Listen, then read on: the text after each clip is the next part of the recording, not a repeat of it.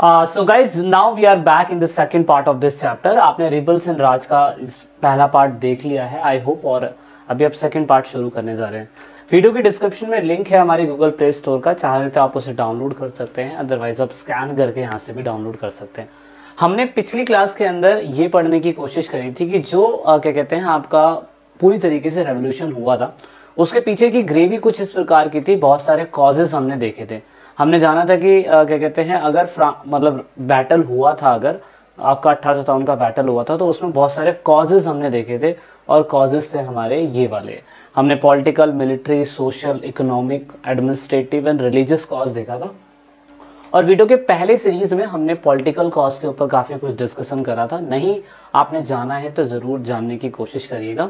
और उसके बाद अब हमारा नेक्स्ट सीरीज आगे बढ़ता है। अब दोस्तों इस कॉज के अंदर हम क्या समझेंगे? Economic cause. मतलब कि ऐसा कहा जाता है कि 1857 की क्रांति के पीछे ऐसा नहीं था कि सिर्फ मिलिट्री ने, यानी कि मंगल पांडे ने शुरुआत करी और अपने ऑफिसर को जान से मार दिया।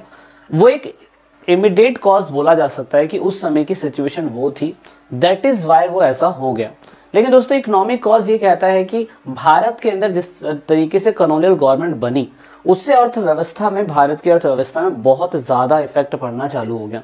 जैसे 1813 के अंदर ईस्ट इंडिया कंपनी ने एक चार्टर पास करा था, और उसमें कहा गया था कि colonies monopoly in trade with China and trade in T with east India company was kept intact.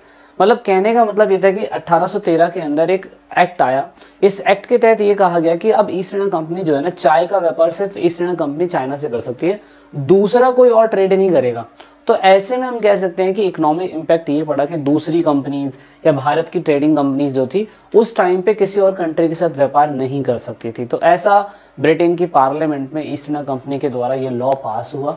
तो मैं कह सकता हूँ चाय से लेके चीन तक का सफर 1813 में ही शुरू हुआ था। एंड देन उसकी वजह से हमारे भारत के अंदर जिस तरीके से बाहर का व्यापार धीरे धीरे आ रहा था, उसकी वजह से छोटे मोटे आर्टिशियंस और क्राफ्ट पर्सन जो वैसे भी मुगलों के टाइम पीरियड से उनकी क्या कहते हैं वैल्यू गिरती जा रही थी, वहाँ पे उनका खुद का बिजनेस बर्बाद हो रहा था। क्योंकि रैयत बेचारे, ये छोटे से क्राफ्ट पर्सन आर्टिशियंस जो बहुत मेहनत करते थे, लेकिन उनकी उस तरीके से कोई वैल्यू नहीं होती थी। जैसे कि हमने पहले वाले चैप्टर में ही पढ़ लिया था कि किस तरीके से जमींदार भी उनका शोषण किया करते थे। ओल्ड जमींदारी सिस्टम जो पुराने ज़माने में ईस्ट इंडिया कंपनी से पहले थी, जैसे हमने देखा था कि जो जमींदार होते थे या तालुकदार होते थे, वो तालुकदार अपने राजा को रेवेन्यू का सोर्स देते थे और राजा के पास एज अ टैक्स के रूप में पैसा जाता था। लेकिन जैसे ईस्ट इंडिया कंपनी आ गया तो उसके बाद जमींदारी प्रथा के ऊपर बहुत सारे रिस्ट्रिक्शंस लगाए जाने लग गए, जैसे कि परमानेंट सेटलमेंट, महारवारी सेटलमेंट, रैयत वाली सेटलमेंट। ये आपने इससे पहले वाले चैप्टर में पढ़ा था। इसमें देखा था कि किस तरीके से जमींदारों की जमींदारी भी नीलाम कर दी जाती थी।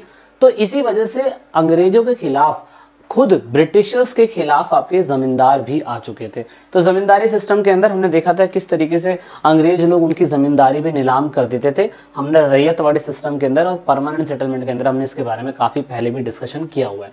एंड देन सोशल कॉज बोल लूँ या रिलीजियस कॉज बोल लूँ। सोशल कॉज का मतलब अब धार्मिक, मतलब सोशल कॉज का मतलब राजनीतिक मत समझ लेना।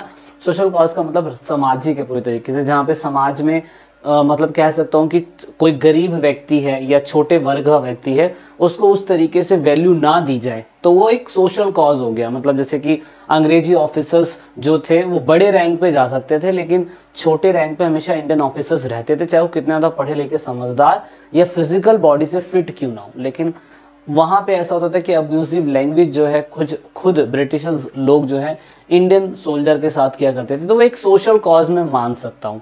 लेकिन यहाँ पे रिलीजियस कॉज भी था। सोशल कॉज में जैसे कि रेशियल एरोगेंस, जैसे वही गोरे और काले को लेके भेदभाव होता था।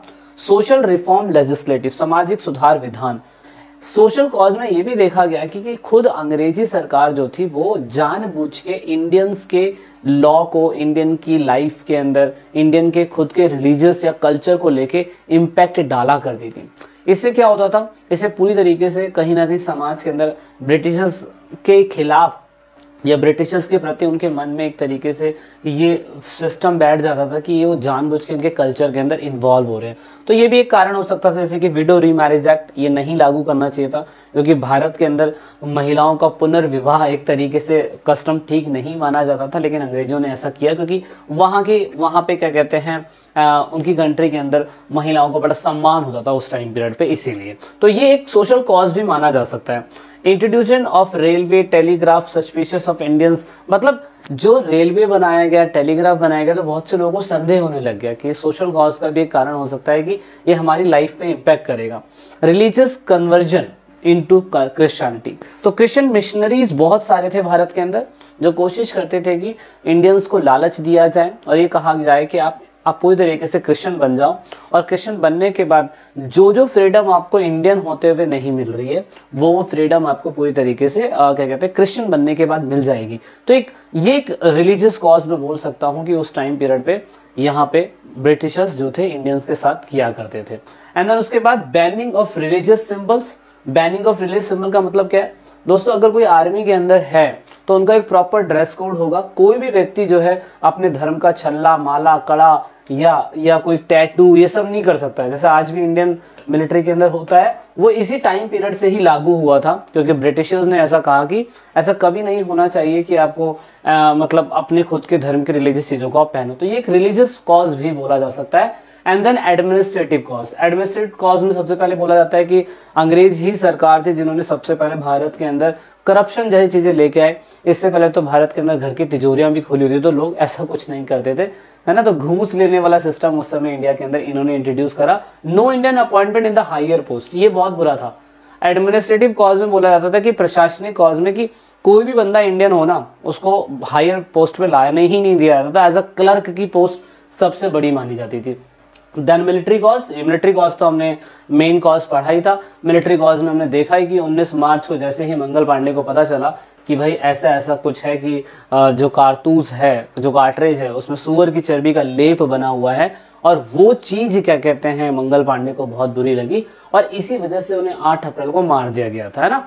अब मेन बात ये है कि जहां जहां पे भी जब इसके बाद ऐसा पता चला कि ये सारे के सारे लोग कहाँ पहुंचे, ये सारे के सारे लोग 11 मई 1857 के दिन, 11 मई 1857 के दिन जब बहादुर शाह जफर के पास रेड फोर्ट पे पहुंचे, तो उस समय के बाद डिसाइड हो गया था कि अंग्रेजों के खिलाफ सभी को आना है। तो जो देखो कौन आ सकता है, ट्राइबल्स लोग आ सकते हैं, वो पूरी तरीके से एक कहता हूं कि छापा मार पद्धति, मार के भाग जाने वाला सिस्टम वो कर सकते हैं। दूसरा, जिनके पास पैसे हैं जैसे जमींदार, तालुकदार, राजा जो due to some doctrine of lapse subsidy alliance इनके खिलाफ थे और वो अंग्रेजों का खुद कुछ नहीं कर पा रहे थे, तो वो लोग उनके खिलाफ आए। छोटा मोटा किसान जो था ना वो बस ये कर रहा था कि जो उन्हें टैक्स देना पड़ रहा था अंग्रेजों को महार वाली सिस्टम के तहत या रैयत वाली सिस्टम के तहत, तो उन्होंने भी बगावत करनी शुरू कर दी। एग्जाम्पल के लिए nature of the leadership and the supporters, ये एनसीईआरटी आपको पता क्या बताती है, वो ये कहती है कि बगावत जिन्होंने भी करी हो, लेकिन जिसके नाम पे करी गई थी, तो अलग अलग जगहों ने अलग अलग लोगों ने अपना अपना रोल निभाया। कुछ कुछ आपकी एनसीईआरटी के अंदर दिया हुआ है। आपको अधिक जानकारी लेनी है ना, तो मैं चाहूंगा कि आप श्याम शरण यादव की एक क्या कहते हैं स्पेशली हिस्ट्री की एक बुक आती है, इन फ्यूचर अगर आपको टाइम मिले तो उसे जरूर पढ़िएगा, ठीक है। स्पेक्ट्रम उस बुक का नाम है, वीडियो की डिस्क्रिप्शन में हमारे ऐप पे वो मिल जाएगा, आप वहां से भी ले सकते हैं।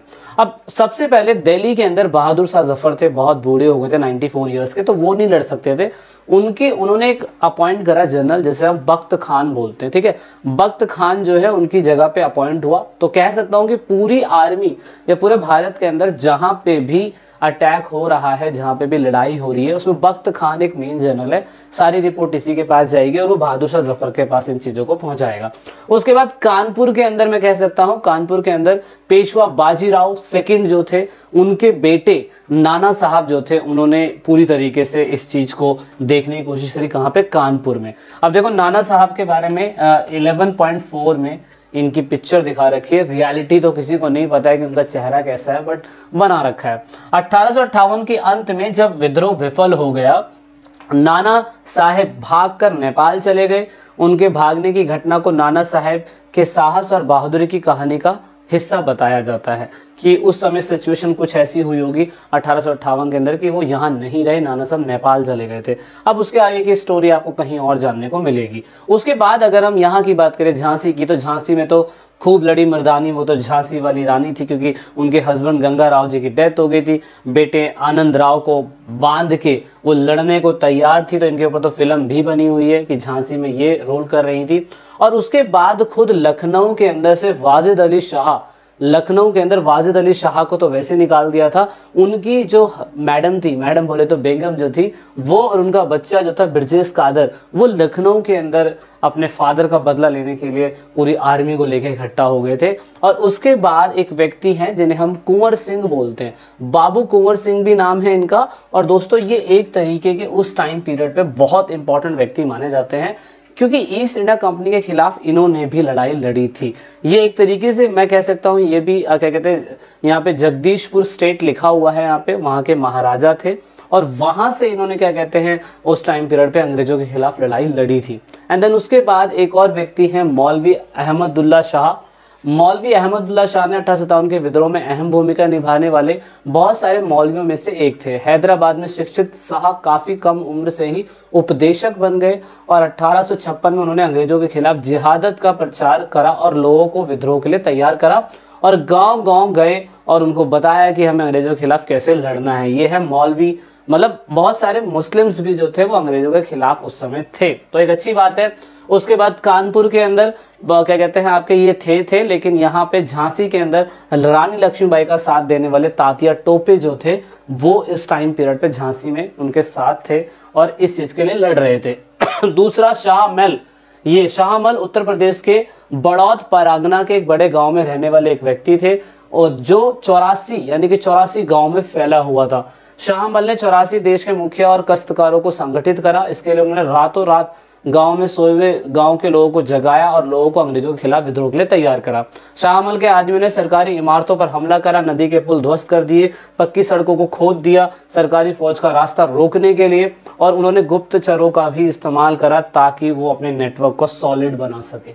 देख सकते हो मतलब उस टाइम पीरियड पे सभी लोगों ने जिस तरीके से इनिशिएट कर सकते हैं। देखो एनसीईआरटी में कितना लिखेंगे, एनसीईआरटी में ना, तो जितना लिखा था वो सारी बातें मैंने आपको बताई, कुछ मैंने एक्स्ट्रा भी बताया ताकि आपको पता चल सके। देखो हर किसी का ना अपना रोल था, हर कोई हर चीज नहीं लिख सकता है क्योंकि एनसीईआरटी की बुक फिर बहुत ज्यादा बड़ी हो जाएगी, फिर आप वैसे ही पागल हो जाओगे।